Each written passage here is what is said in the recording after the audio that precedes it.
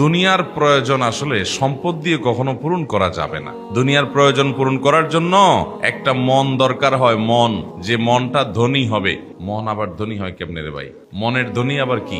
আমরা তো ধনী বুঝি পয়সা কড়ি হইলেই ধনী, তাই না? তো আমি বলতেছি যে পয়সা কড়ি দিয়া দুনিয়ার মানুষকে আসলে ধনী বানানো যায় না, অভাব মেটানো যায় না। 1000 টাকা থাকে তার লাখ টাকার দরকার হয়, যার লাখ টাকা হয় তার কোটি লাগে, যার কোটি থাকে তার বিলিয়ন দরকার হয়, বিলিয়ন যার থাকে তার ট্রিলিয়ন দরকার হয়। কবরে যাওয়া পর্যন্ত মানুষের আরো চাই আরো চাই, এই প্রবণতা আসলে শেষ।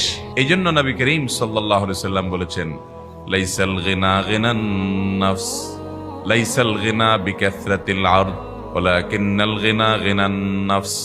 অর্থাৎ অনেক সম্পদ আছে, অনেক পয়সা কড়ি আছে, গাড়ি বাড়ি আছে, ব্যাংক ব্যালেন্স আছে, এটার নাম ধনী না ভাই। যাকে আল্লাহ তাআলা একটা ধনী মন দিয়েছেন, যার মনটা ধনী, সে হলো আসল ধনী।